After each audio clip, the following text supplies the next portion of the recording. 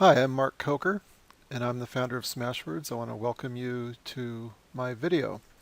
This is the secrets to ebook publishing success. In this video, you're going to learn the 16 best practices of the most commercially successful Smashwords authors and independent ebook authors. In this video, we're going to cover a wide range of topics. You're going to learn about book marketing, strategies for retail distribution, successful strategies for pricing, how to approach cover design, how to build your author platform. You'll learn about interesting and powerful merchandising tools such as pre-orders, and we're going to talk about a lot more. This video is for all writers, every writer around the world. Aspiring authors, if you're dreaming of writing a book, you'll definitely want to watch this video.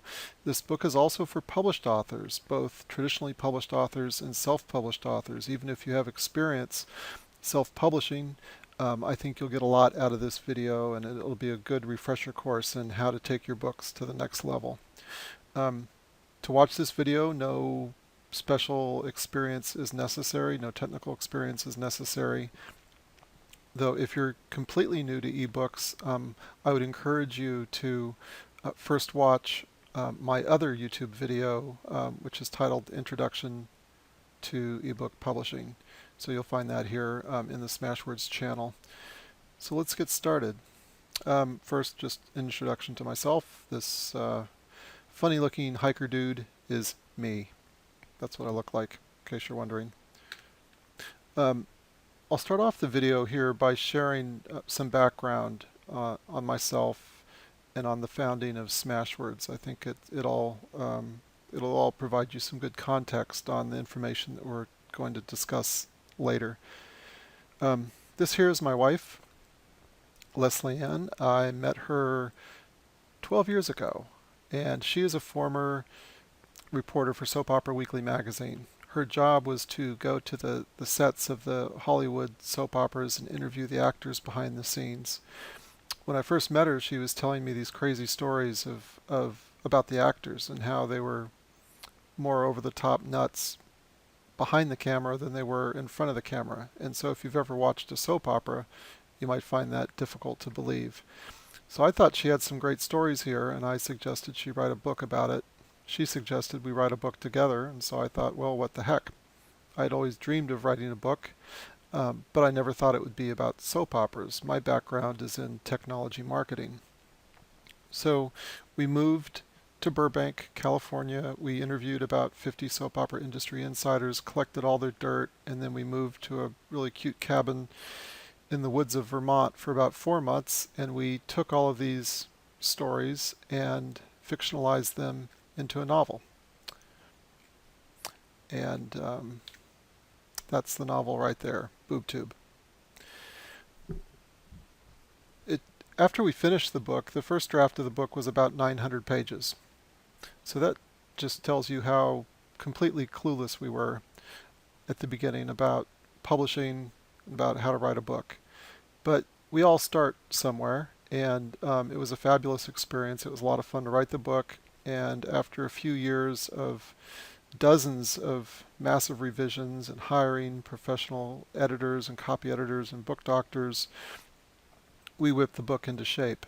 And we were fortunate enough to get representation by one of the top literary agencies in New York City. For 2 years, they shopped the book around to publishers, and for 2 years they got nothing but rejection.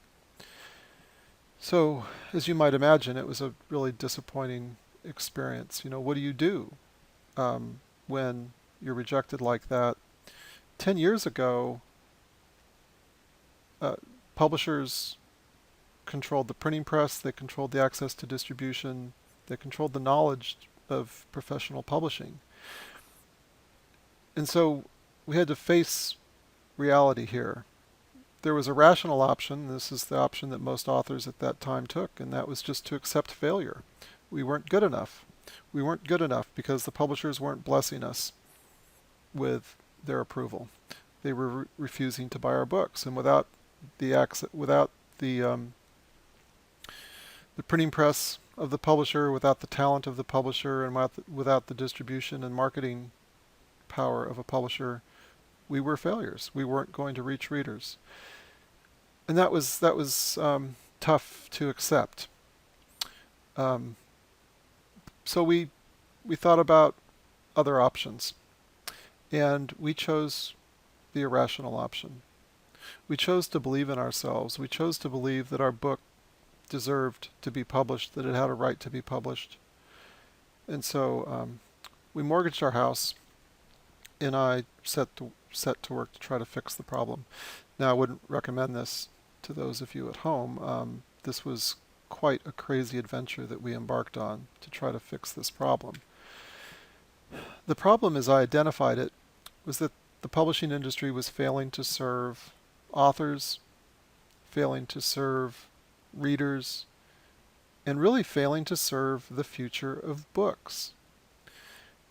Part of the problem is that publishers value and judge books based on perceived commercial merit. Publishers are in the business of selling books. They're more in the business of selling books than they are in the business of publishing books. They have to be really selective and only acquire the books that they think have the greatest commercial merit, the books that they can sell. So as a result, publishers are rejecting most of the books that come in through the door. If they don't see commercial potential in your work, they reject it. So publishers are unable, unwilling, and disinterested to take a risk on every author. They just can't take that chance because they're running a business, and I don't begrudge them this fact that they're running a business and they need to keep the lights on. But the problem with this approach to the problem with this attitude is that it really debases the value of books when you start valuing books based on their sales potential. I think books are more valuable than money. I think books are essential to the future of mankind.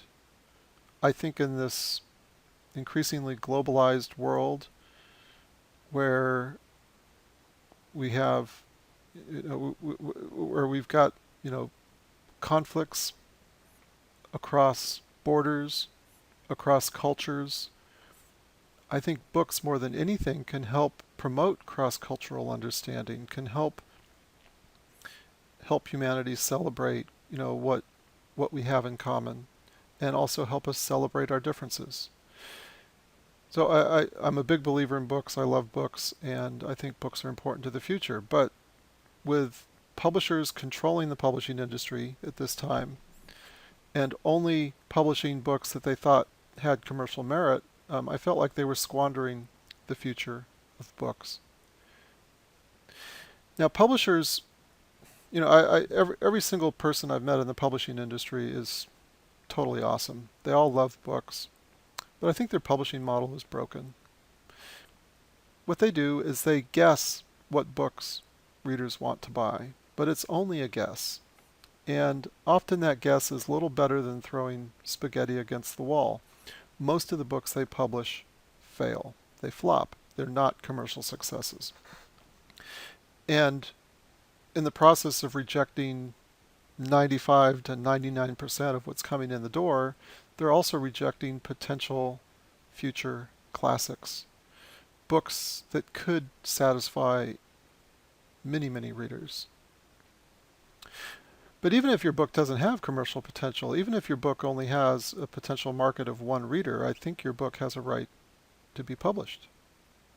I think if publishing your book makes you happy, you have a right to publish it. But the publishing industry is not set up to do that. So I saw this as an opportunity. I saw an opportunity to help provide the tools for a revolution that I thought needed to happen. I imagined a future world where the power in publishing would transfer from publishers to writers.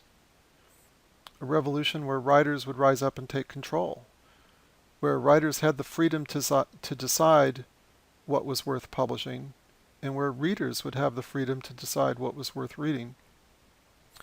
But for that revolution to take place, writers needed the tools. They needed access to the printing press, they needed access to retail distribution, and they needed access to the knowledge of professional publishing. And so that's what we created with Smashwords. I launched Smashwords in 2008. Smashwords is a free ebook publishing and distribution platform. We provide free ebook conversion, that's the printing press. We put it in the cloud, anyone can access it. We opened up distribution to major retailers such as Barnes & Noble and Sony, and since then I've added many more retailers beyond that, including Apple, Kobo, public libraries, and a lot of smaller retailers. And we also spend a lot of time helping to share the best practices of professional publishing. And that's actually the topic of this presentation and this video today. We're going to focus on best practices. What do you need to do to make your book more discoverable, more desirable, more available to readers? How do you stand out from the crowd? So the mission at Smashwords was to make it fast, free, and easy for any writer anywhere in the world to publish a book. I wanted to remove all the previous barriers that existed. I wanted to give you the freedom to publish what you want and give readers the freedom to read what they want. Just briefly, this is how Smashwords works. All you need to publish a book at Smashwords is to have a word processor. Microsoft Word is great. You'll format your book as a Microsoft Word document to the Smashwords Style Guide. The Smashwords Style Guide is a free ebook you can download from any retailer. It'll tell you how to create a book, how to upload a book to Smashwords. We take that file, we convert it instantly into multiple ebook formats, and we make it available for sale literally within 3 to 5 minutes for sale on the homepage of Smashwords. And then we distribute that book to major retailers such as Apple, Barnes & Noble, Sony, Kobo, Diesel, and as I mentioned, public libraries and some other smaller retailers. And then we pay the author 60 to 80% of the list price of the book. And you're in total control at Smashwords. You determine the price, you determine everything about your book. This is what's happened since we launched Smashwords. The first year, 2008, we published 140 books. Today, as I create this video, it's September 2013. We're publishing over 250,000 books. It's become a very large business with 20 employees, and we've been profitable for a couple of years. So I'd like to just share my thanks to all of you who are listening. I'm sure many of you are already Smashwords authors. We could not have done this without your support. And with your continued support, we'll continue to move forward and try to create new opportunities for you. So that's the background on Smashwords. Let's get started with the fun stuff. Let's talk about best practices. Platforms like Smashwords make ebook publishing and ebook distribution super easy. But reaching readers is still really difficult. And that's where best practices come in. You need to learn to run your publishing as a professional publisher. You need to adopt all the best practices for reaching readers. So in this video, we're going to talk about the 16 best practices of professional publishing. And these best practices are drawn, many of them are drawn from this book that I wrote, The Secrets to Ebook Publishing Success, that identifies 30 best practices. So we'll talk about 16 of them. And we'll also talk about a couple of best practices that I don't think I've even mentioned in the book yet. The book is free at all the major retailers. Go download it today if you haven't downloaded it yet. So that's where we're drawing some of this information. I'll present each of these as a secret. And the first secret to professional publishing, hold your breath, is to write a super fabulous book. Your best marketing is to write a great book. Now, if I had any criticism of Smashwords, it would be that we make it too easy for writers to publish books. We make it too easy for some writers to publish books that aren't ready for prime time yet, that aren't ready to be read by readers, aren't ready to touch reader eyeballs. As a self-published author, it is your responsibility to act like a professional publisher. That means you should not release your book until it's fully edited, until it's been proofed, until you have a professionally designed cover. That is your responsibility, because readers have little tolerance for a book that is not of professional quality. It's very important that you honor your reader with a great book. So what is a great book? It's not for me to decide, it's for your readers to decide. But what readers want is a book that's going to move them to an emotionally satisfying extreme. It doesn't matter if you're writing romance or thrillers, cookbooks, or travel guides. You need to move the reader to an emotionally satisfying extreme. They need to read your book and go, wow. If you write a wow book, you're going to turn readers into evangelists. And your evangelists are going to go out there and, through their word of mouth, spread the word of your book to other readers. So you need to be fanatical about quality. Be fanatical about the revision process. If you just finished your first draft of your book, it's not ready for publication. You need to do more revision, more editing. Take advantage of beta readers. If you've never used beta readers before, beta readers are simply readers who offer to read your book for free and share feedback with you. Secret 2, create a great cover image. The cover image is the first impression that you're going to make on a prospective reader. Unlike print books, which have a front cover, a back cover, and a spine, that's 3 different images, ebooks just have one image. And the ebook cover image is what ebook retailers use as the primary tool for merchandising your book in their stores. And they're going to present your image as a small thumbnail image. So you want it to look good as a thumbnail. You want it to look professional. You want that image to grab the reader and make them want to click so that they don't ignore it. A good cover makes a promise to the reader. It says, this book is for you. It says, this is the book you're looking for. It's helpful to put yourself in the shoes of your prospective reader. It's very important to understand who your target reader is and what they're looking for. They're clicking to Barnes & Noble or Apple, and maybe they're a fan of historical fiction. They're going to click on fiction, then they're going to click historical, and they're going to drill down to your category. And then they're going to start browsing. They're going to browse the bestsellers. They're going to browse books that were recently published, books that are getting great reviews. And the first thing they see will be your cover image. And your cover image is either going to attract them or it's going to chase them away. Now, a lot of self-published authors make the mistake of designing their own cover. Unless you're a professional cover designer, don't try to design your own cover, because you're going to sell yourself short by doing that. So go hire somebody, and it's not expensive to hire a professional cover designer. Of all the investments that you can make in your book, maybe next to editing, which is expensive but high value, the cover design is the cheapest, most impactful investment you're going to make in your book. You can get good covers for between $50 and $150.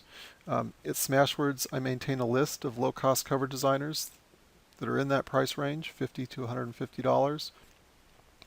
You can access that list by sending an email to list@smashwords.com, and you'll get the list via instant autoresponder. all the cover artists on this list are freelancers. They don't pay me to be on this list. I don't make a commission if you use them. Um, we just provide it as a public service.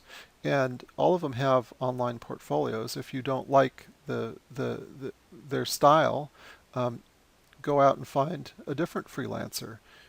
Even if you're paying $300, it's really easy to find high quality cover designers for $300 or less.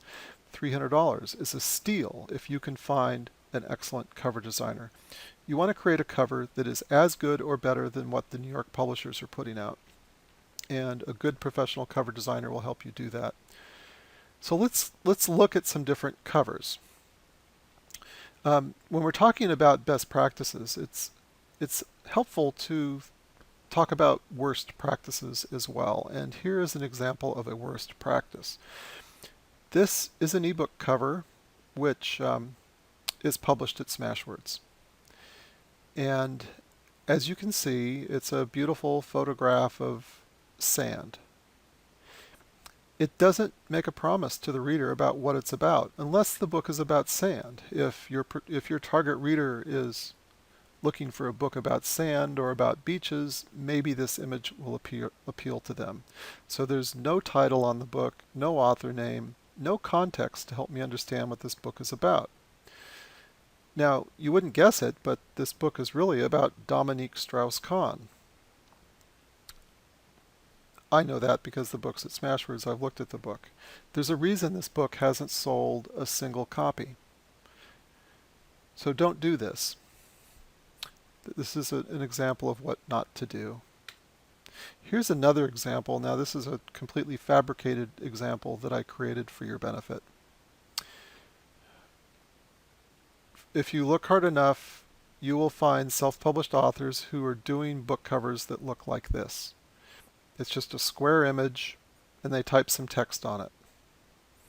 So a couple problems with this. Number one, a book cover image should not be a square. It should be a vertical rectangle, which means it should be taller than it is wide, just like a print book.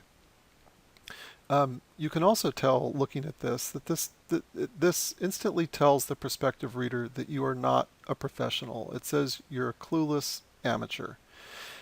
And I know you're not a clueless amateur, otherwise you wouldn't be watching this video.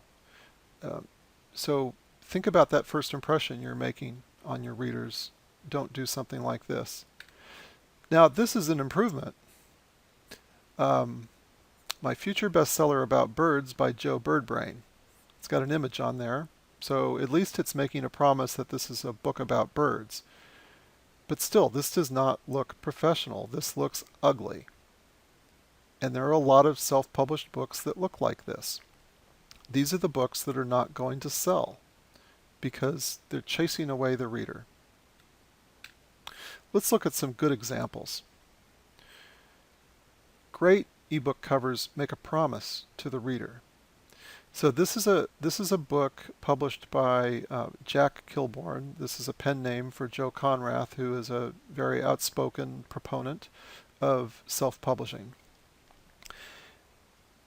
His target audience here is the horror reader. So if you are a horror fan, you're looking for a book that's going to scare you, that's going to put you at the edge of your seat. And that's the promise that this book makes.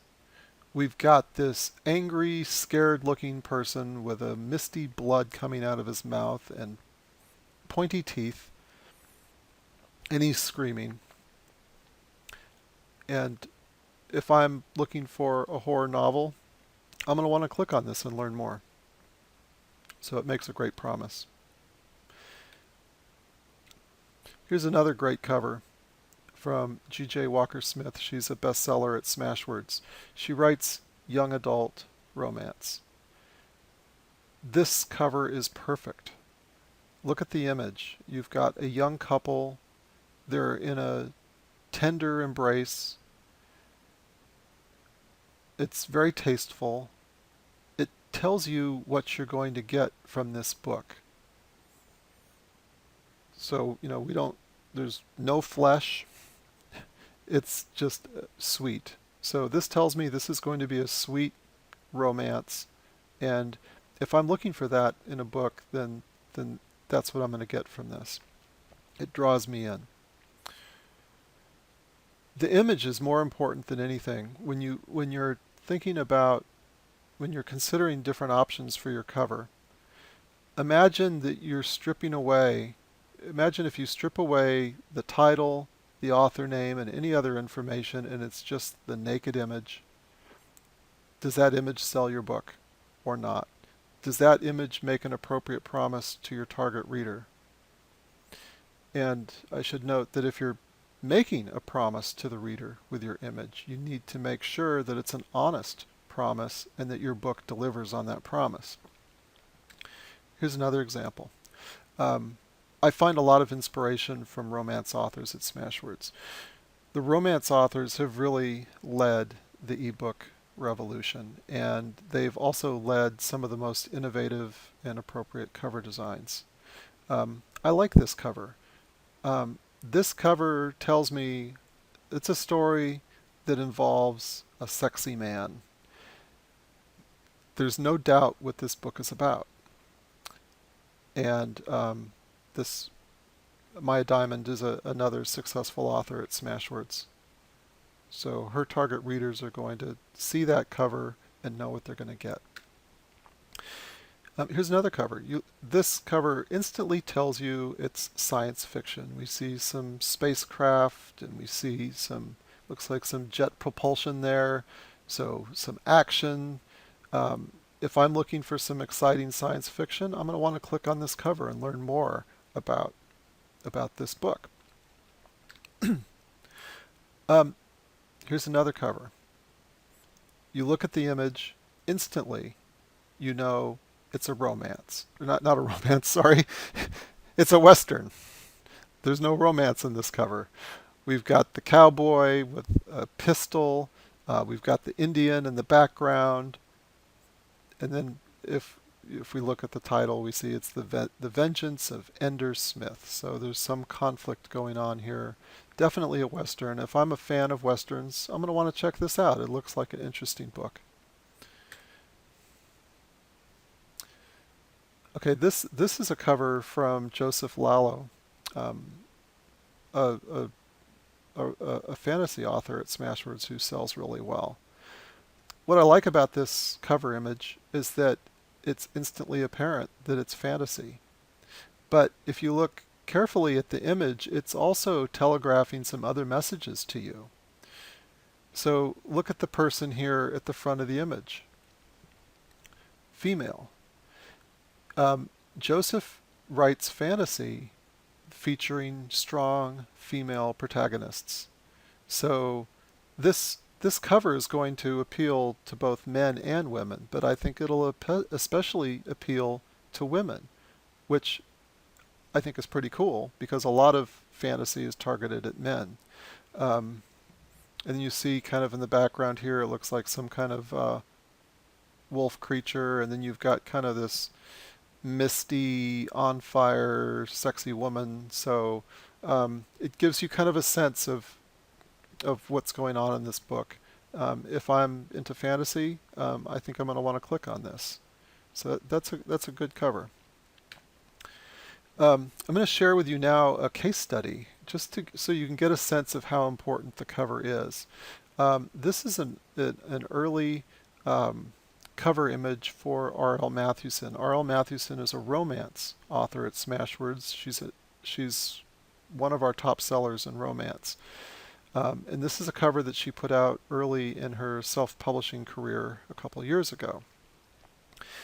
Now, if you look at this cover, you wouldn't know that it's a romance title. It gives you the title of the book and her author name, but you wouldn't know that it's romance. Now, one of the neat things about ebook self-publishing is that your book is immortal and you can change anything about your book anytime. If you decide that your cover image is not making the appropriate promise to your target readers, you can change your cover image. And so this is what RL decided. She changed her cover. And I want to show you what happened when she changed from this cover to this cover. Now, this cover makes a really strong promise to the reader. The reader knows what they're going to get from this. They're going to get some passionate romance. All right? So unlike the cover I just showed you that showed the young couple kind of in a field or a bed of flowers, this one shows a lot more passion. So if you're looking for a romance that's filled with passion, then this cover is going to speak with you. Now, one thing that's interesting about this cover, and this is kind of unusual, is that RL chose to make the image the biggest, most prominent feature of the cover. The title of the book and her author name are practically invisible, especially once this cover is shrunk down to the thumbnail postage stamp size that it would be at an ebook retailer. And let's see what happened. So this is a daily sales chart of her sales at the Apple iBook store. And what you can see here is that even with the previous cover, she was still selling books every single day. And the reason is because she's a super awesome author. She writes great romance. She gets 5-star reviews. Her fans love her and talk about her. So even despite the fact she had a poor cover previously, the book was selling. But this is what happened when she uploaded the new cover. She uploaded a new cover to Smashwords. We shipped it off to Apple, and literally within days, the book started selling. And then it started selling even better. When you see a rise like this in daily sales, this is organic sales growth. This is readers reading the book, loving the book, and telling their friends about it. This is readers leaving 4- and 5-star reviews. This is a wow book. This is a book that grows on its own through reader word of mouth. Now you can see that within a few days it hit a peak and then fell off before it started rising again. Now at this little peak right here, it was selling about 200 copies a day, which probably placed it in the top 10 bestsellers, top 20 bestsellers at Apple in the romance category. The moment I noticed this sales spike, I contacted RL and I asked her, what did you do to cause this breakout? Because I noticed the book had been out on the market for a long time. And she said she simply changed the cover. And around that same time, I got an email from Apple saying, hey, we're noticing this R.L. Matthewson is breaking out in the store. What's the story here? And I shared with them that R.L. simply changed the cover, and it caused the breakout. So the title continued growing organically here, all on its own, just on the strength of the cover. What this means is that the previous cover was creating unnecessary friction. It was creating friction that was preventing readers from taking a chance on this book. And once they did take a chance on the book, they loved the book, they reviewed it positively, they talked about it to their friends, and it just took off. And then this final huge spike that you see here was caused when Apple decided to do some merchandising promotion around it. Now we see this happen all the time at Apple. When our authors start breaking out, when they start getting great reviews, when they start selling, when the titles start proving themselves in the store, and when Apple sees that their customers are responding favorably to these books, then Apple puts more merchandising power behind the book, and you can see a spike like this. So for a couple days, RL was selling about 2,000 copies a day. Now, this breakout that we see at Apple was also happening at other retailers at the same time. And within a few weeks, she hit the New York Times bestseller list with this book. And this is a book that had been on the market for many, many months. Simply changing the cover sparked the breakout. So I love this story. I talk about this story all the time. It really helps underscore the importance of your cover. It's one of the highest impact things you can do to make a difference with your book sales. All right, secret 3. Publish another great book. So the best-selling authors at Smashwords are offering a deep backlist. They're publishing multiple books. R.L. Mathewson, who I just mentioned, she's got about 10 books at Smashwords. Every single time you release a new book, it gives you an opportunity to promote your book to existing readers and to new readers. And every book gives you an opportunity to cross-promote your other titles. I'm going to talk about this in one of the secrets coming along later. I want you to imagine, each book that you publish as a fish hook dropped into the ocean. And when you publish multiple books, each of those books can talk about your other books, and it creates a net that helps you reach more readers and satisfy more readers. And what happens is you reach a new reader and you thrill them with your book. They're going to search out all your other books. So as you publish more books, as you build your platform, you're going to see the sales of all of your books increase. Secret 4. Give some of your books away for free. Now, free as a marketing tool is still one of the most misunderstood, underutilized marketing tricks out there. I know a lot of authors are hesitant to give their books away for free for fear that they're going to devalue their books. But I don't want you to think of it that way. When you price your book at free, you eliminate any financial risk that the reader is taking on you, who to the reader is an unknown author. You are an unknown brand. And even if you're already a New York Times bestseller, you are still unknown to the vast majority of readers. You can sell 50,000 books and get on the New York Times list, but there are still hundreds of millions of readers who don't know you, don't know your brand, and don't yet trust you to give them a worthwhile read. So when you price a book at free, it opens your book up to a broader audience. Now, we did a study earlier this year in 2013, and we analyzed book downloads at the Apple iBookstore for the 200,000 or so books that we distribute to them. And we found that a book priced at free on average gets 91 times more downloads than a book at any price. All right. Now, if you write series, definitely experiment with free on your series starter. I've seen multiple examples where series that have been out and that were selling moderately well, when the author priced the first book in the series at free, it turbocharged the entire series. I've seen it across multiple genres. I've seen it in romance. I've seen it in fantasy. It's a strategy that one of our successful authors, Brian S. Pratt, uses for his fantasy novels. He writes epic fantasy. Each of his books is around 120, 140,000 words long. It's a 7-book series and that he wrote. And the first book in the series he gives away for free. And by the time the reader finishes that first book, they've learned that he's an excellent writer, he's a great storyteller, they're invested in the characters, and they want to read the other 6 books in the series. And so they buy them for $5.99 a pop. So it's a strategy that works really well.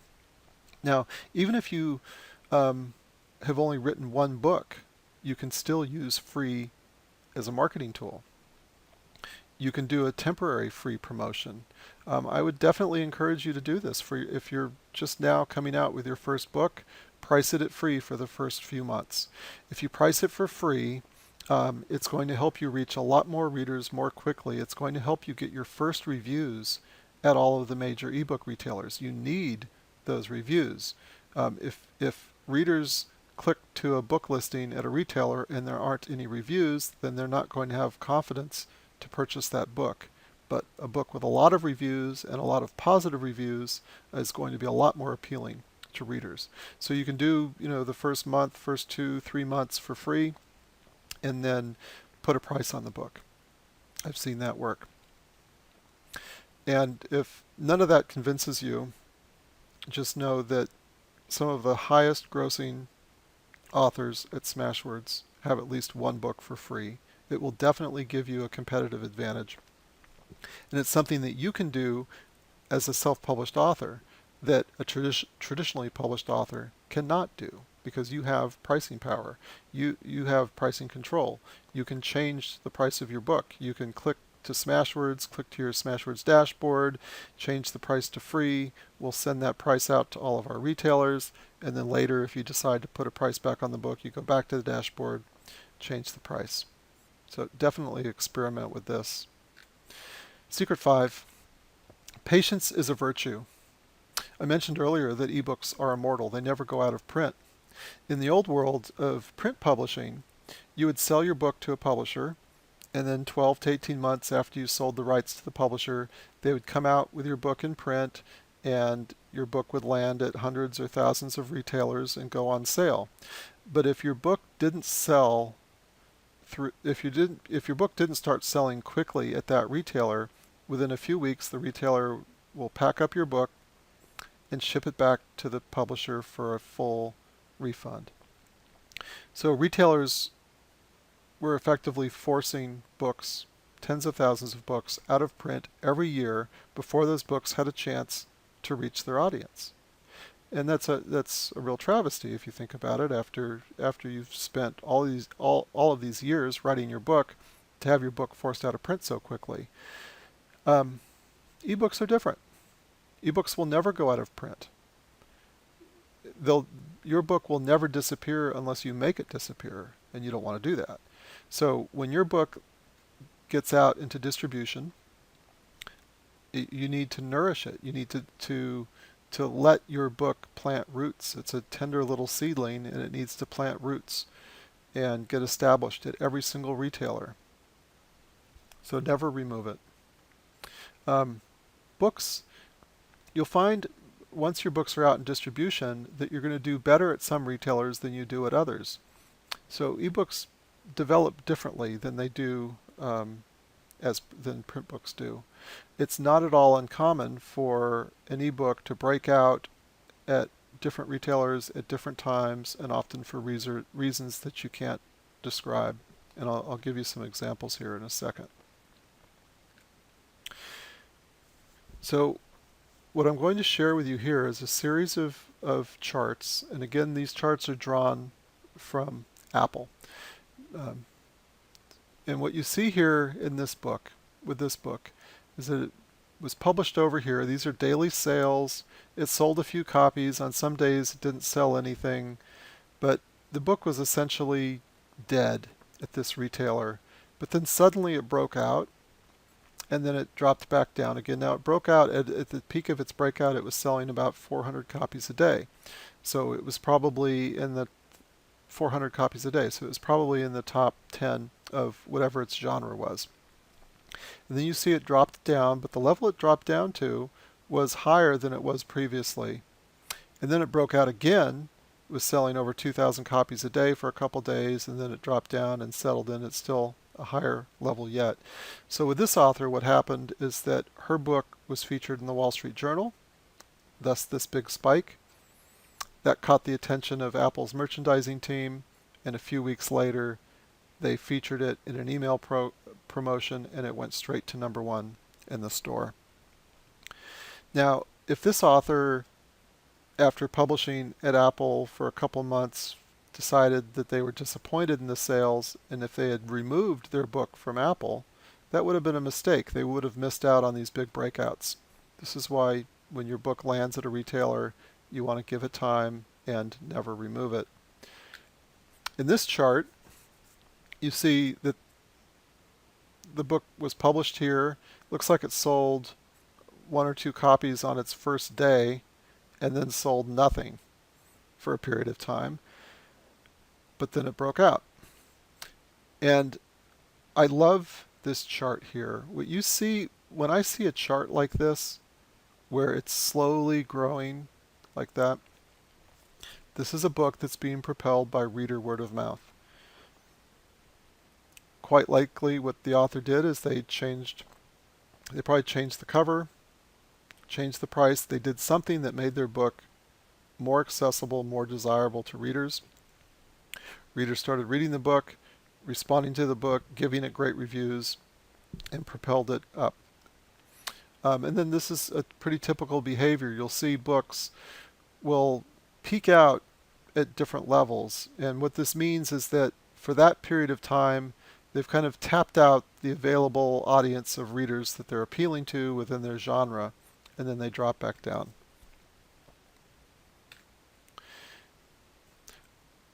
So here's another interesting graph. You see that the book didn't really do much for about a month, and then it really took off. And then it dropped, took off again, dropped, took off.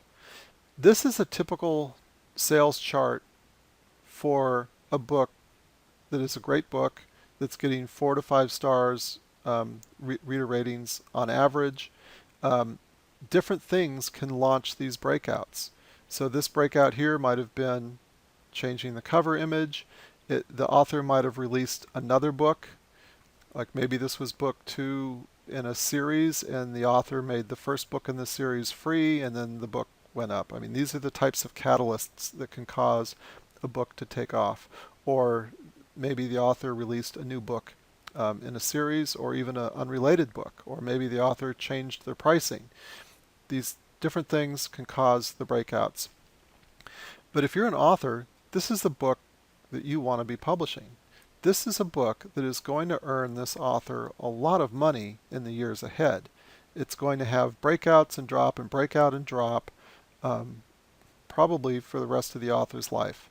And this is one of the neat things about ebooks. In the old world of print publishing, most of your earnings either came from the book advance that you got from the publisher or from the sales in the first few months. And then the book would drop off and then go out of print. But with ebooks, most of your earnings are more likely to come over a period of time. You think of your book as an annuity. It's an asset that's going to yield you income for many years to come if you're writing something that's timeless. And most fiction is timeless if you're writing fiction. For nonfiction, it'll depend on the subject matter. If your book material is going to go out of date, then obviously you're not going to receive the same benefits as a timeless story.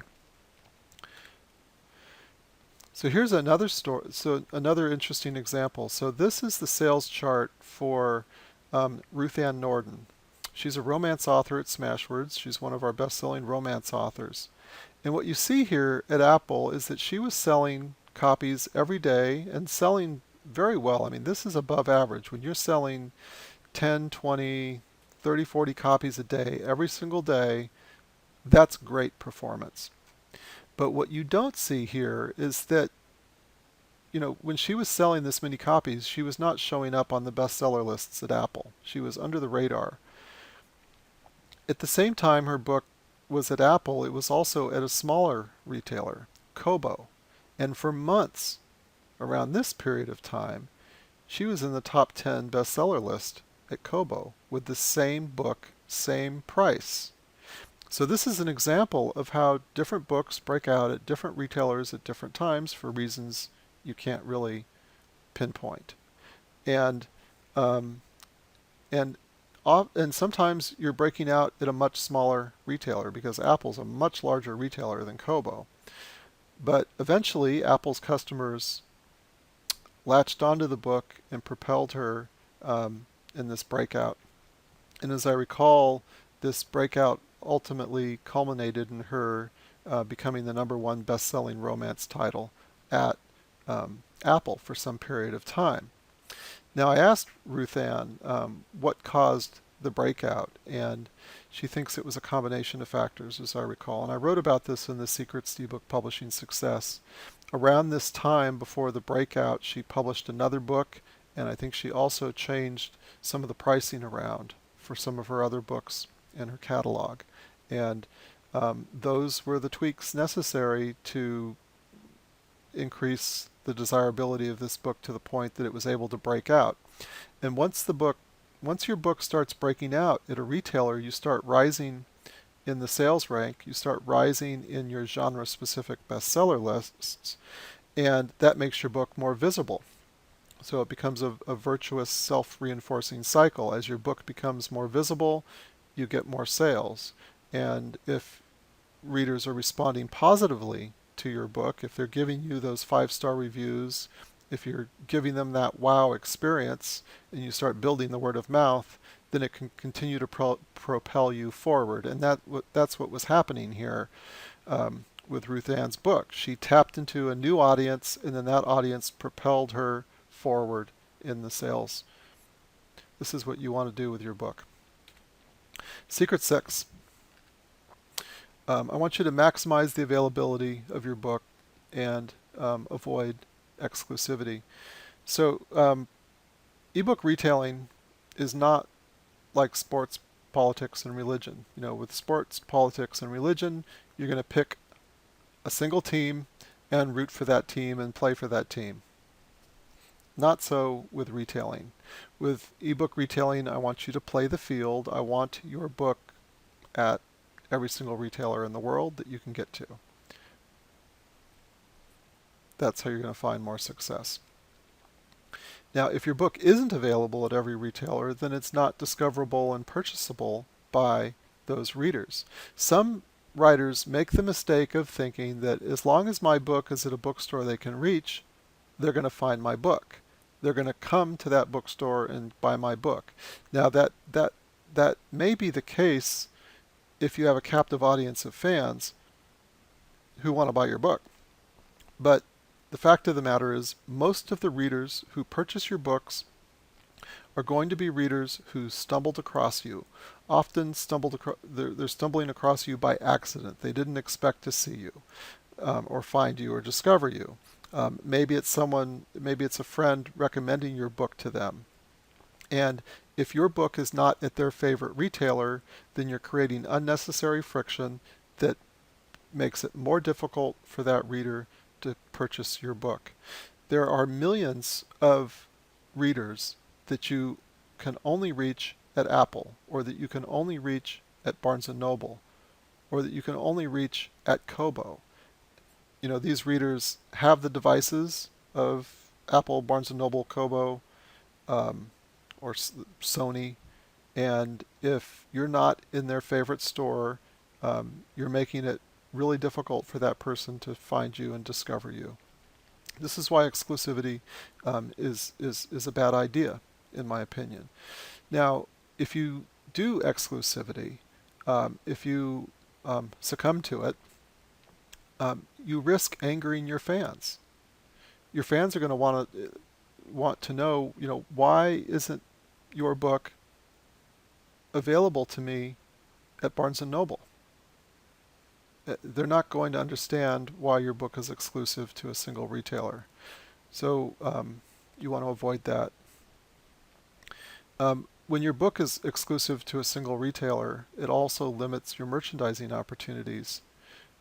Every single month, multiple Smashwords authors are enjoying merchandising at these different retailers, where the retailer sees that the book is performing well and gives it special promotion. They'll slot it into a special feature. If your book's not available at that retailer, you're missing out on that opportunity.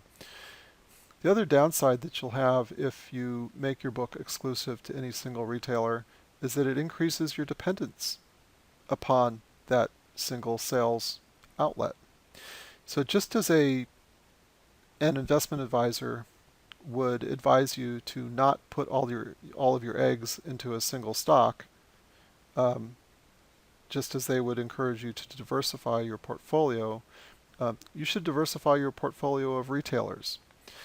You don't want to play ebook retailing like a horse race where you're trying to guess the winner of the race, because what we've seen here now over the last 5 years is that different retailers, just like different books, are are growing or shrinking or staying the same at different times. So there's going to be different leaders, and you'll see ebook retailers rise rise up faster than others, sometimes faster than you expected. In 2012, for example, the Apple iBookstore grew over 100%. That surprised a lot of people. Well, it didn't surprise people who were listening to me because I've been a real outspoken advocate for the Apple iBookstore. I think they have a really exciting future in ebook retailing, but they grew faster than any other retailer, faster than any other major retailer last year. And if you were at Apple when they were still a small player, then you benefited. In fact, you received more benefit than authors who are joining that store later, because every single store represents its own micro market. Every single store has a captive audience of readers, and the longer you're there developing your audience, the more advantage you have at that retailer. So, definitely get your books out to as many retailers as possible, and then promote your book at all of those different retailers. On your blog, on your website, provide direct links to all of your books at all of the different retailers that you're distributing to. Here's a short partial summary of some of the major ebook retailers. And this is a really exciting thing about the ebook revolution. In the old world of print publishing, print publishers could only, or print retailers could only carry a limited number of books. Even a large store like Barnes & Noble can only carry 50 or 100,000 books in stock. Yet there are millions of books out there in the world, and as much as they would have liked to carry every single book, they couldn't. But when we move ebook retailing into the online realm, these stores have unlimited shelf space.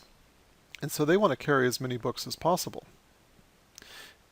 And they want to carry self-published books. So every one of these retailers you see on this list, Apple, Sony, Barnes & Noble, Kobo, Diesel, even Smashwords, we've got a small retail operation. Amazon, the Big Kahuna, Baker & Taylor operates a small retailer called Bleo. Fnac is a large retailer in France that's powered by Kobo. WH Smith in the UK, powered by Kobo. Oyster is a new company that sells books under a subscription model. Flipkart is the largest book retailer in India. All of these retailers want to carry self-published ebooks. All of these retailers are investing millions of dollars into their stores to attract readers to your books. So take advantage of it. Take advantage of a lot of these exciting opportunities. Secret 7, build your platform. So what is platform? You may have heard the term. Platform is your ability to reach your audience. It's your ability to shout out, reach out and touch your audience, let them know what you're doing. If you've got 20,000 followers on Twitter or 1,500 followers on Facebook, or you write a blog that gets 50,000 views a month, you have a platform. You have an ability to reach readers. So you want to invest in your platform. The more you grow your platform, the more control and leverage you have over the future of your career. You want to give your fans, your readers, multiple options to connect with you. So if you have a blog or a website, some of your fans are going to want to connect via the blog. They're going to want to subscribe to the RSS feed or subscribe via email to your blog, or they're going to want to comment on your blog. So a blog is a great thing to have if you can engage with your audience there. Some are going to want to visit your website. Some are going to want to sign up for a mailing list if you have a mailing list, and I would recommend that you do create a mailing list. Some would rather connect with you via Facebook or Twitter or Google or LinkedIn or any of the other different social media platforms out there. And so participate in several of these platforms. I think the most important things you can do would be a blog or a website or both, Facebook and Twitter. And if you do just those, you're going to have most of them covered. But even Google Plus is interesting. If you if you participate a lot in Google Plus, the content that you publish on Google Plus will give you preferential access in Google's search listings. A lot of people don't realize that. LinkedIn is a great network. If you're publishing nonfiction and you're targeting a professional audience, you should definitely be involved in LinkedIn. So participate in as many of these networks as you can, whatever's comfortable with you.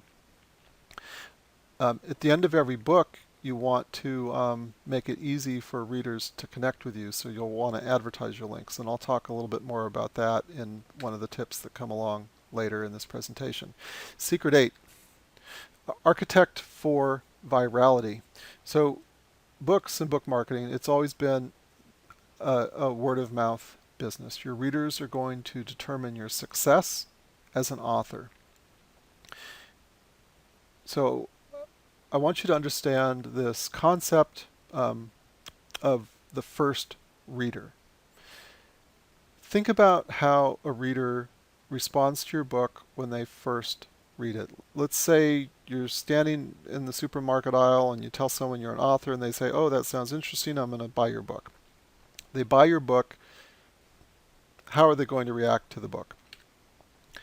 So this is the viral dream, and if you're not familiar with the term viral or virality, think of it in terms of the flu. If you have a cold, if you have the flu and you cough on a friend, they're going to take that cold home to their family and infect their family, and then their family is going to infect other people, and so on. That's when something goes viral. That's a virus going viral. Well, your book, you want your book to spread like a virus as well, from person to person. So the viral dream is that first reader is going to tell 2 friends to buy your book, and those 2 friends are going to buy it, and they're going to convince 2 more people, or 3 more people, or 4 more people, and it's going to go on and on and on. If you write a book that has that much of a wow effect on that single reader, when you think about your book marketing, you only need to reach 1 reader or 2 readers or 3 readers to start this epidemic of love for your book. So that's the viral dream. Now the Harry Potter series from J.K. Rowling exhibited this kind of growth. She didn't need to start with too many readers to have it spread like wildfire everywhere. Now, unfortunately, this viral dream is not achievable for most of us. Most of us aren't going to write books that are that super fabulous. So this is more of the reality for writers who are writing great books. You'll get that first reader, maybe it's your mother, and your mother convinces 2 friends to buy it, and of those 2 friends, maybe only 1 convinces another person, and then it dies. But this is something you can work with. If every reader that you convince, through your marketing,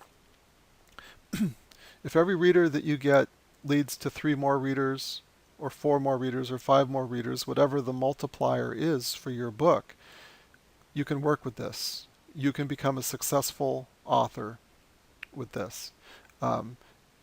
Because once your book is out into retail distribution, these first readers are going to stumble across your book and take a chance on your book, and then you're going to get that viral growth. I mean, this is what we saw in some of the examples that I showed you for R.L. Mathewson and some of the other authors that you saw in those charts from Apple, that they started with a small number of readers, and then it grew from there. This is what I call negative virality, where your first reader becomes your last reader. If you don't honor your reader with a book that is worth reading, if you disappoint them, if you don't live up to the promise that you made with your cover and in your book description, the reader is going to feel misled. They're going to feel like you didn't honor their time. They might be angry that you took their money. They might leave you a bad review, or they might commit the worst offense targeted at any reader or any author, they might ignore you and not talk about you at all.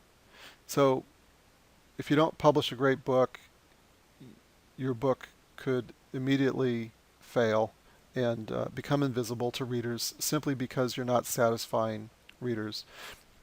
Now, I put a little fun fact here. A few months back, I was browsing through the Apple iBook store, and just for fun, I thought, okay, I'm going to look at the top 30 bestsellers at Apple and look at the star ratings. Apple allows readers to rate your book from 1 to 5 stars. 29 of the 30 bestsellers at Apple had a rating of 4.5 stars or greater. And I've repeated this experiment at Apple and other retailers since then, and this usually holds true. There is a strong correlation between reader happiness and the quality of the reviews that you're getting and your book sales. If you've written a book and you've gotten multiple reviews out there at the different retailers, and let's say you're averaging, 3.5 stars in the reviews, that's a message from readers that you're not yet wowing them. So I would take that as advice from the reader community that maybe you should consider doing a revision of your book. Maybe the story's not strong enough. And with the self-published ebook, you can do that. You can constantly improve and iterate your book until it's resonating the way you want it to with readers. So how do you architect for virality? Well, the first thing to do is to implement many of the best practices that we're talking about and avoid mistakes, because any mistake you make will undermine your virality, undermine the word of mouth. I want you to avoid friction. Now, I love this term, friction. Friction is anything that gets in the way of readers discovering your book, sampling your book, purchasing your book, or enjoying your book.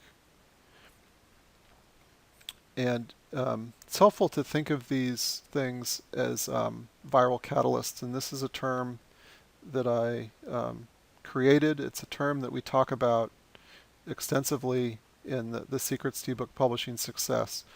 So a viral catalyst is anything that makes your book more available, more accessible, more desirable, more enjoyable to readers. I want you to think of your book as this amorphous blob. All right, here's my book. It's an amorphous blob. And attached to it are all kinds of dials, knobs, and levers that you can twist, turn, and tweak to make your book more available, more accessible, more desirable to readers. And when you get that combination of levers just right, your book can start generating more word of mouth. So we saw how with R.L. Matthewson, she had a super awesome book and she just needed an awesome cover to help spark that breakout. Sometimes it's just one thing, one additional thing that you need to do, and sometimes it's a combination of things. Most of the time it's a combination of things. So what are these viral catalysts? Many of them we've already spoken about in the presentation here. So the cover is a viral catalyst. If you have a great cover, it's going to make your book more desirable to more readers. If it's a poor cover, you're going to create unnecessary friction and drive readers away. Did you write a great book? Did you write a super fabulous story that is going to make the reader go, wow? If you didn't, then you're unlikely to spark word of mouth. Because think about what happens after someone reads your book. If they just go, if they tell their friends, it was a pretty good book, I enjoyed it, their friends probably aren't going to run out and buy it. But if you wowed the reader, if they go to their friends and say, this book was absolutely incredible, you need to read it right now, their friends are going to read it right now. So that's what you're aiming for. We talked about the importance of broad distribution. That's a viral catalyst. It's not good enough for readers to be talking about your book, if it's not convenient for readers to purchase it at their favorite retailer, you're going to undermine your potential. The book needs to be priced fairly, and low prices do better than high prices. If you're trying to sell your romance novel for $12.99, then you're not going to reach as many readers as you would at $2.99 or $3.99. Categorization is really important. In a physical bookstore, there might be 30 or 40 different shelves organized by different categories. In an online bookstore, there are hundreds of shelves, hundreds of categories, potentially thousands of categories that make it really easy for a reader to drill down to that topic of micro interest. And so you want to choose a category that's appropriate for your book. If your book is professionally edited, you're going to make your book more accessible, more desirable, more enjoyable to readers. You want your title to make an appropriate promise to your target readership.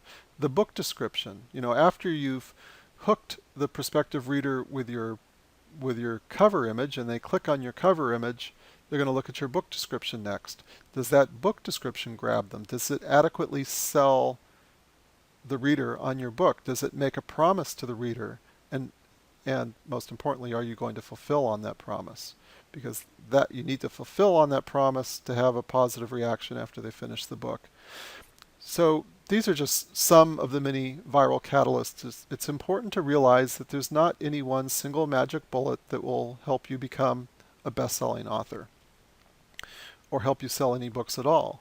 It's really a matter of thinking again in terms of these dozens of dials and levers that you can twist, turn, and tweak until you get the formula just right. So everything that you do right is going to make your book that much more likely to spread via word of mouth, and everything you do wrong is going to create unnecessary friction and slow you down.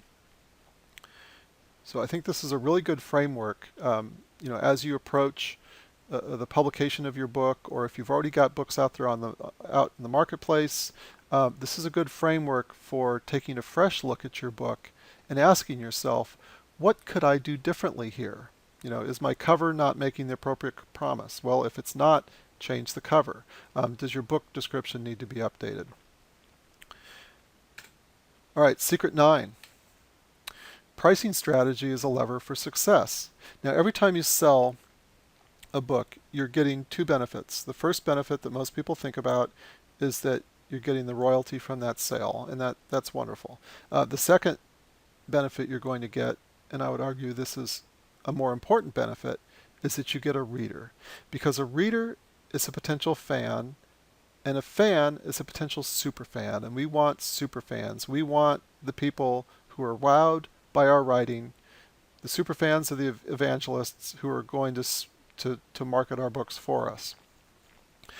Now, pricing strategy is an important lever here. It's an important factor in how much money you're going to make and how many books you're going to sell. So let's talk about pricing strategy. We published a survey earlier this year, and you'll find it at the Smashwords blog. If you do a Google search on Smashwords ebook survey, you'll probably find it. We looked at over $10 million in ebook sales for about 60,000 titles aggregated across all of the retailers that we serve, and we asked a lot of questions to the data, and we published our findings over at the Smashwords blog. And here's a piece of some of the findings that we came out with. We wanted to determine how does the price of your book impact your unit sales? Now, the general finding here is not such a surprise, that as the price increases, your sales decline. As the price decreases, your sales increase. We normalized the data so that books priced at $10 or more are normalized down to 1.0x. What this means is that a book like here, books priced at $2.99, on average are going to sell 4 times as many books as books priced $10 or greater. So this gives you a sense of the pricing dynamics. Now, one thing that was really interesting here is that we found that the $1.99 price point is a black hole, and we found the same thing the year before in our prior study. So I would not advise pricing at $1.99. I mean, what you see here is that a book priced higher at $2.99 sells almost twice as many copies as a book priced at $1.99. Now, I should caution you that this data is based on averages. It's aggregated across many titles and all book categories. And your book is a unique creature. Just because the average responds this way to pricing doesn't mean your book is going to respond this way. But it does provide you, a good conceptual framework to think about your pricing strategy. So the next question you might have is, well, at what price am I going to earn the most money? I'm going to sell a lot more copies at these lower price points, but am I going to earn more money, or should I price at these higher price points? And we answered that in the next part of the survey. So here again, the data is all normalized, and 100% equals the average. So 155% means 55% above the average. So here's what we found. Prices $1.99 and below underperform. $1.99 underperforms on average by 67%. About 60% underperformance at 99% in terms of the overall amount of money that you're going to earn. So the number of units you sell times the price of the book and your royalty rate. Now, for the 2013 survey that we published this year, we found something really interesting. We found that $3.99 books earned the authors about 55% more than the average. And again, we look back here, this was interesting. I should have pointed this out. This is just based on unit volume on this chart. What you see here is, on average, $3.99 books sold more units than $2.99 books. It wasn't this way in the prior year's study. So we saw some really nice strength in the $3.99 category.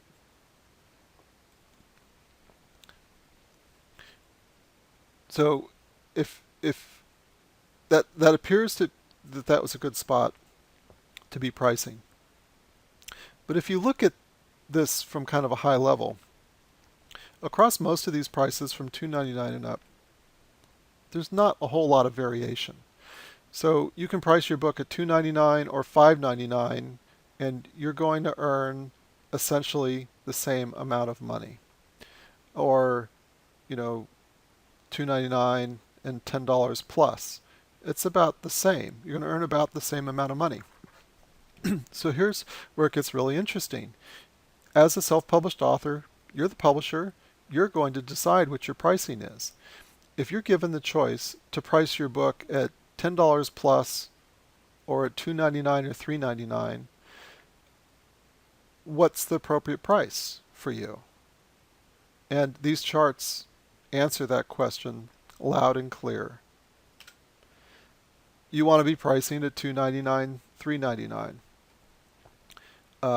Especially if you write fiction, because at that price, on average, you're going to sell about 4 times as many units as you're going to sell at this higher price point, at any of these higher price points. I mean, look at that, 1x and 1.1.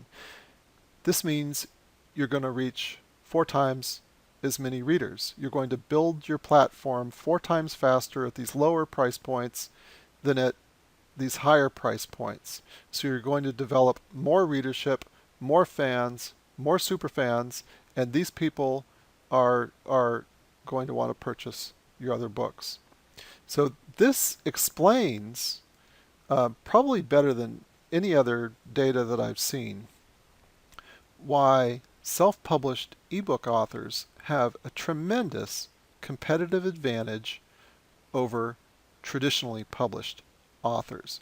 Traditionally published authors are suffering at, because of these high prices that publishers are demanding for their books. It means that the indie authors who are pricing lower are building their fan bases much faster than the new authors who are in this area. And the author who builds the biggest fan base today is going to be the biggest author 5 years from now, is going to be the New York Times bestseller. And these authors are having their careers undermined, in the ebook space at least, because their books are priced too high. So it's really fascinating information. Secret 10. Piracy. Don't worry about piracy. As an author, your obscurity is a bigger risk that you face. As I mentioned earlier, even if you're a New York Times bestseller, even if you've sold 100,000, 200,000 copies of your book, the vast majority of your target audience still doesn't know who you are. They don't know you. They don't know your brand. They don't trust you because they don't know you. And that's an audience you need to meet, you need to reach. And so your obscurity is a bigger risk to you than the threat of someone stealing your books without paying for them. Now, these black hat pirates that we all fear so much, the ones who are going to scour the online bulletin boards and file transfer torrent sites to steal your book without paying for it, well, those scumbags aren't going to be buying your book anyway. So they don't really represent a lost sale. Most of the piracy that happens is accidental. It's that super enthusiastic fan who finishes your book, they're totally in love with your book, and they want everyone they know to read it, and they go to their friend and say, here, you've got to read this book right now. It's the same thing that happens in the print world. You buy a print book, you love the book so much, you hand it to a friend. So this accidental piracy of your fans sharing your book with other readers, it's going to happen. You can't prevent it. And if it does happen, I want you to embrace it. I want you to realize that it is the lowest cost, most effective form of marketing that you will ever have, because those new converts are going to be the ones who go out and buy all the rest of your other books. Those are the new fans that you're going to develop because of word of mouth. Now, most word of mouth doesn't lead to illegal file sharing like that. Most word of mouth is going to lead to their friend going to their favorite retailer and purchasing your book on their own. So the only reliable method of preventing piracy completely is to never publish. Now, obviously, that's not an option. And many of the anti-piracy measures that authors try to take, such as copy protection schemes, end up punishing your law-abiding fans by making it more difficult for them to enjoy your book the way they want to enjoy your book. Copy protection on an ebook is like selling a print book saying you can read this book in bed, but you can't read it on the beach. Copy protection creates friction. If you've got a fan who's reading your book now on a Kindle, but in 2 years they want to reread your book, but at that point they've moved over to the iPad, they're going to want to be able to access the book that they paid for.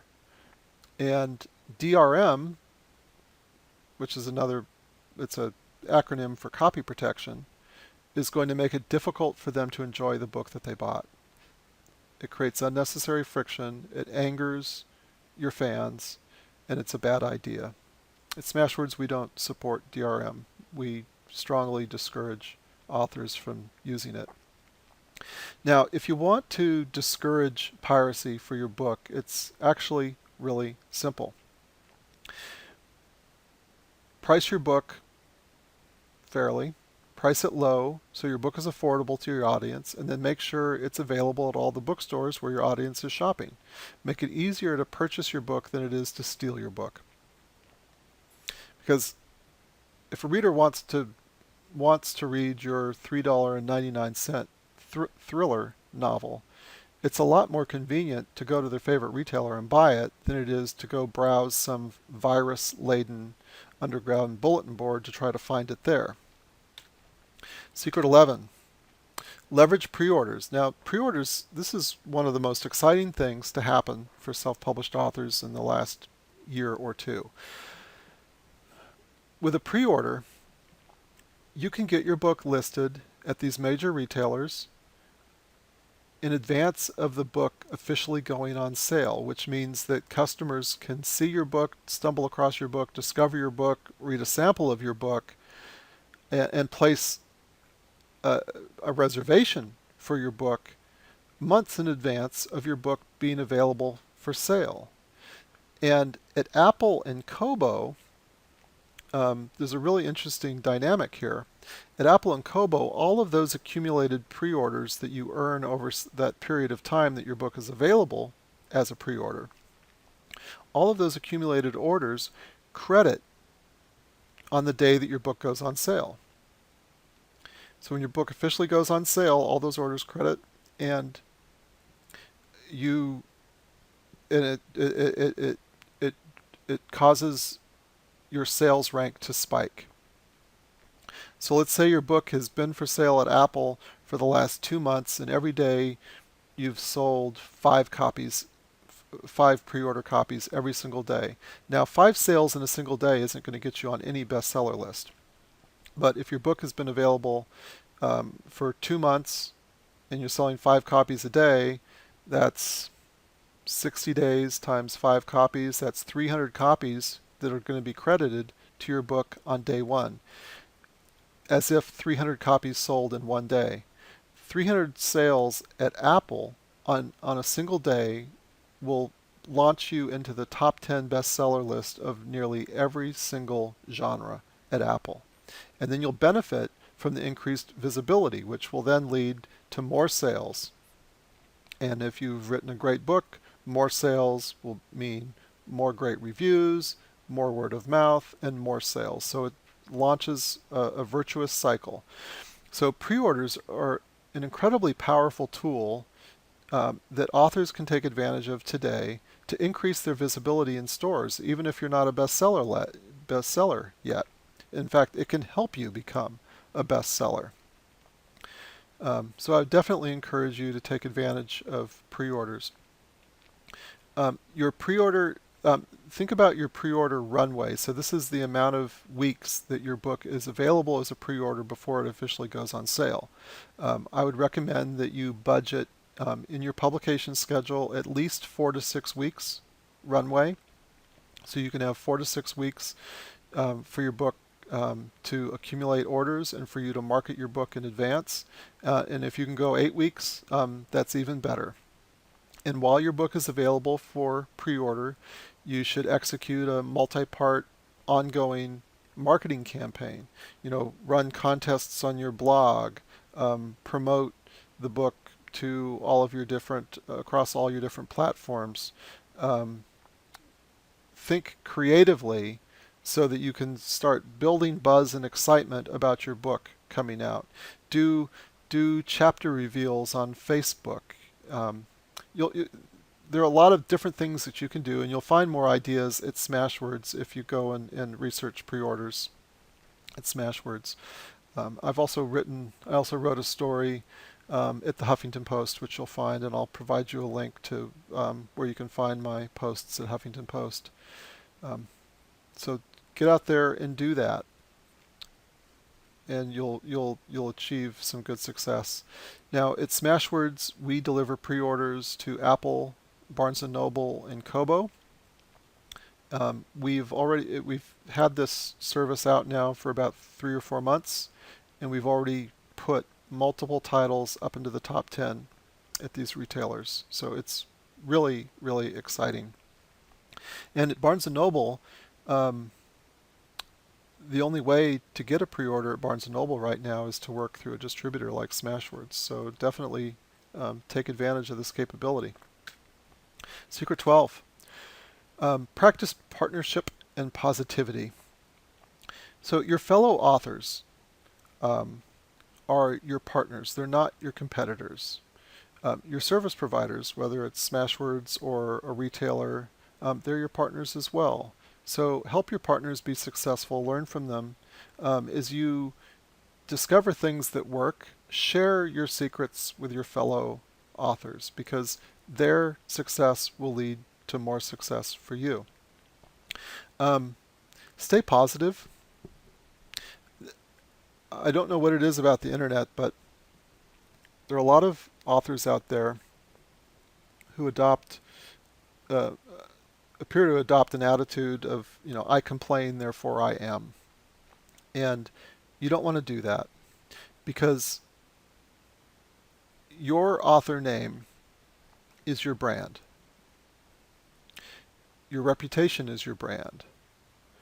And if you're an author who's out there ranting and complaining, maybe you're unhappy that Barnes& Noble made a mistake or Sony made a mistake or your book's not selling as well at Apple as it is at some other retailer, word is going to get out to readers and to retailers that you're not a very nice person. We did an interview about a year ago with Jonathan Maybury at the Smashwords blog. And if you don't know Jonathan, he is a New York Times best-selling, traditionally published author. He also publishes at Smashwords. And he was one of the first ones to really point out to me the power of positivity. He believes very strongly in this. He has a personal policy that he never writes anything negative online, on Facebook, on his blog, in his public speeches. He's positive all the time. And as a result, everybody loves Jonathan Maybury. And he had a funny bit of advice. He said if you're the type of person that wants to rant and rave about things and chase kids off your lawn, take it up with your therapist, but don't take it online. I see a lot of authors, will often complain about different retailers. All of those retailers, every retailer that you're complaining about, whether it's Amazon, Barnes & Noble, Sony, Kobo, Apple, all of those retailers are probably maintaining Google alerts on their names. If you say something negative about them, word is going to get through to them that you're not supportive of them. And when the day comes that retailer has an opportunity to choose which authors they're going to give special promotion to, are they going to choose the author who's supportive of that retailer or the author who likes to run their mouth against that retailer? So just think about that. Everything that you post online is permanent. It's there forever. So be a positive person. Be a positive person where people want to gravitate around you because you're helping them be successful. And don't be that person who's negative. I mean, if you're a negative person, people might fear you, but they're not going to respect you. They're not going to want to help you. And one thing I've learned being in the publishing business now for only 5 years is that the longer you're in this business, the smaller it becomes. And the people in the publishing industry are all really great people. And it's a relationship business. And your ability to develop positive relationships with as many people as possible will give you the upper hand in helping to become a long-term successful author. Secret 13. Collaborate with your fellow authors. Not many authors do this yet, but I've seen some interesting examples of a few who are now doing this. As an author, you have your own personal platform. You have your ability to reach your fans. Now, you probably also have fellow authors that are friends of yours, or who write for the same audience that you could collaborate with. And authors who write for your same audience probably have their own fan bases that are different from yours. But if the two of you or three of you or 10 of you partner together, you can marshal your forces and share each other's fan bases with one another. And you can do this by collaborating. So consider publishing a short story collection, an anthology of, 10 or 20 different authors that you know and that you respect. And then all of you can promote that short story collection, which means you'll be providing all of the other authors the benefit of your platform, and then the other 9 authors in that collection, or however many you're working with, will provide you the benefit of their fan bases. So these collaborations are a great opportunity for authors to join together and cooperate in building their mutual platforms by sharing their platforms. Consider doing box sets of full-length novels, organized by subject. So if you're a romance author, find 5 or 10 other romance authors that you know and respect, and you think that they're reaching an audience that's similar to your target audience, and then work together and do a multi-author collaboration, a box set. Or do a free promotion, even better. Make your novels free for a couple months as this box set. You'll find that it drives a lot more readership for your other books. Secret 14. Think globally. You now have the tools as a self-published author to reach a worldwide market today, and the tools are free. In the next few years, your book sales outside the United States will exceed your sales in the United States. A lot of authors tend to be overly focused on the US market because it's the largest book market in the world, but I think in the next couple of years your opportunity to reach readers in the English language will be greater elsewhere. All of the major retailers are expanding aggressively around the globe. Apple is now in 51 different countries, Amazon's in over a dozen, Kobo's in over a dozen, Barnes & Noble in 2012 expanded into the UK, and they're supposedly going to expand to other countries in Europe in the next year. All you need to do is get your books at these retailers, and you will be able to grow with them. Every single day at Smashwords, we're selling books, English language books, into Norway, Sweden, Spain, Italy, Japan, all of these markets where English is not the primary dominant language.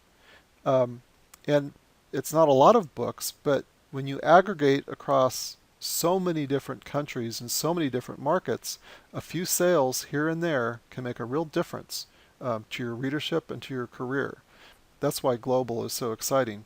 The other thing that's really exciting about global is that the market here in the US has grown exponentially over the last 5 years. Ebooks now account for probably something north of 30% of the overall book market, up from 20% the year before, 8% the year before, 3%, 1%. It's grown really quickly. The US market for ebooks developed faster and before most of the other markets around the world. So we've gone through this exponential growth phase in the US. The market's starting to slow down in the US. But in these other countries, they're just now entering the most exciting, fastest growing part of their exponential growth phase as these other markets adopt ebooks. So that's why I think there's a lot of potential for you as an author. We at Smashwords distribute over 200,000 books to the Apple iBookstore. And when we look at our monthly sales through Apple, about 45% of our sales now are outside the United States. So that tells you what the potential there is. Secret 15. At the end of every book that you write, at that moment where the reader finishes your book and they've got, tears of joy and happiness, or they're depressed that your book is over and they want to read more from you, make it easy for the reader to either find more books from you or to get connected with you and develop a relationship with you. So here are 3 sections that should go at the back of every single book. And we'll just call it back matter. So at the end of your book, there should be a bio. So about Jane Smith. And a short 1 or 2 paragraph bio that tells the reader something interesting about you. You should have a second section that you'll call Other Books by Jane Smith. And just list the titles in plain text. Title 1, Title 2, Title 3, Title 4. If you've written series, organize your books around the series so that they know what other books to look for. And then at the very end, add a section, Connect with Jane Smith or Joe Smith, whatever your author name is. And provide provide direct hyperlinks to all of the different social media platforms in which you participate. So definitely Facebook, Twitter, if you've got a website, a blog, put a link to your Smashwords author page so that your fans can click the little button there that says favorite. That'll make you more visible to more readers. And the value of providing multiple links like this is that some of your fans are only going to be on Twitter, some are only going to be on Facebook, some are only going to be on Google Plus or wherever. And by providing multiple options, they can click there, friend you, follow you, and start building a lifelong relationship with you. And once people are connected to you, you're building up your platform. You now have an ability to reach them the next time you have a new book coming out. Secret 16. This is the last secret. Pinch your pennies. As a self-published author, you are running a business. You are the publisher. And one of the secrets to building a successful business is to make sure that that business is profitable. And the formula for profitability is deceptively simple. Profit equals your sales, so the amount of money coming in, minus your expenses, the amount of money going out. Now, most books don't sell well. This is a really important fact, and it's something we're very clear about at Smashwords. The moment you sign up for an account at Smashwords and you visit our FAQ, we're telling you most books don't sell well. It's a reality. It's the truth. Whether you're traditionally published or you're self-published, most books don't sell very well. So this means it's going to be really difficult for you, especially if you're just getting started today, to build sales. So looking up here at my simple formula, profit equals sales minus expenses. As much as you try, it's going to be difficult to control sales, but you can control expenses. So you want to minimize your expenses so that it becomes easier to build a profitable business. Don't go into debt to build your business. So as you embark on your ebook adventure here, never, never, never borrow money to publish your book. You don't have to. Now, there are plenty of scoundrels out there who will happily take thousands of dollars from you to provide certain services, like marketing services or video trailer services, or meet with Los Angeles Hollywood producer services. A lot of these services are scams just designed to take your money. With ebook self-publishing, you can publish for free. If you're willing to make the effort to read the Smashwords style guide to learn how to design how to do your own formatting, then it's essentially free to self-publish. So you don't need to spend thousands of dollars to get this done. Maybe you spend a couple $100 on a cover. That's about it. Or maybe if you've got the resources, you spend money on editing. I'm a big believer in editing, but professional editing is very expensive. If you can't afford editing, barter with other writers. Offer to edit their books if they'll edit your books.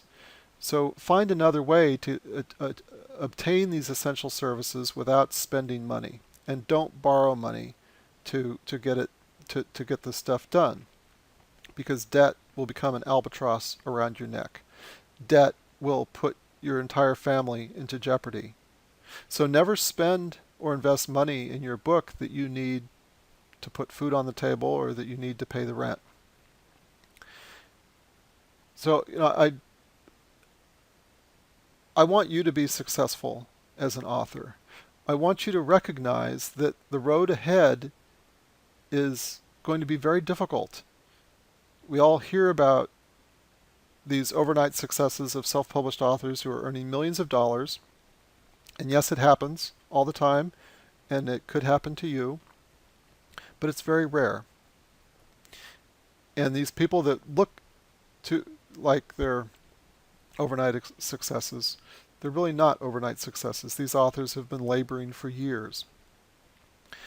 So if you're just getting started, you should expect that you're going to be laboring for years. And if you're lucky, great things are going to happen. So don't derail yourself by going out of business before that happens. That's why it's so important for you to do as much of this stuff yourself, using your own sweat, your own sweat equity, your own time. Do as much as you can yourself for free, and then once your book starts selling, once your sales start increasing, then you can start reinvesting in your business. Earlier in the presentation, I showed you an ebook cover from Joseph Lalo.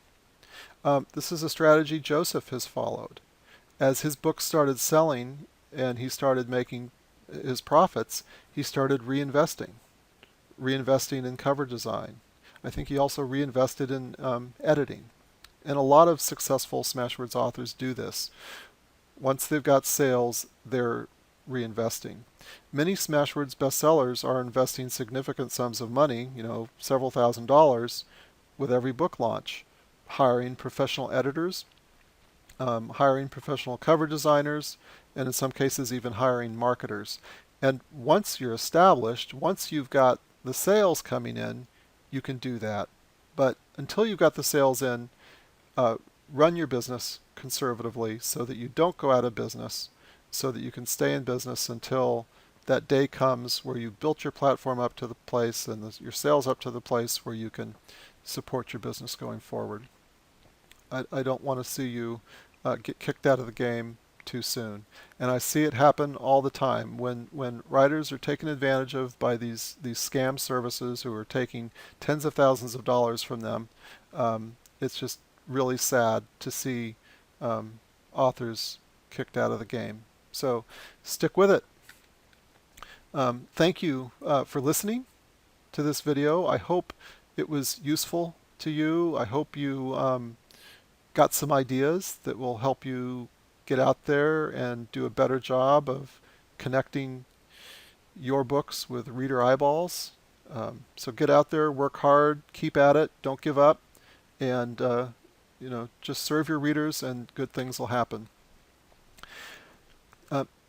Here are 3 books that I've written about ebook self-publishing. They're all focused on best practices. My goal is to help you become a professional author. The first guide that we've talked about is the Smashwords Style Guide. This will teach you how to format and produce and publish a book at no cost. All you need is your word processor.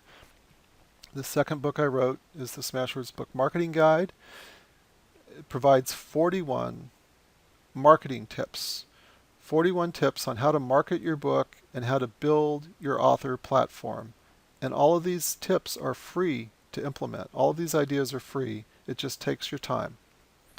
And then the third book is The Secrets to Ebook Publishing Success. We talked about it in this presentation.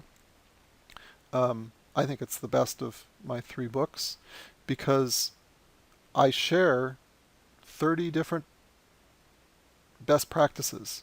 And all of these best practices, they didn't just come to my mind out of the thin air. Um, all of these best practices that I reported on I learned from Smashwords authors.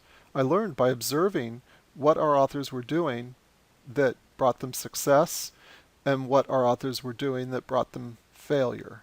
And I organized it all around these 30 best practices, about 16 of which you experienced today in this presentation. So all 3 of these books are free, and you can download them at any major ebook retailer.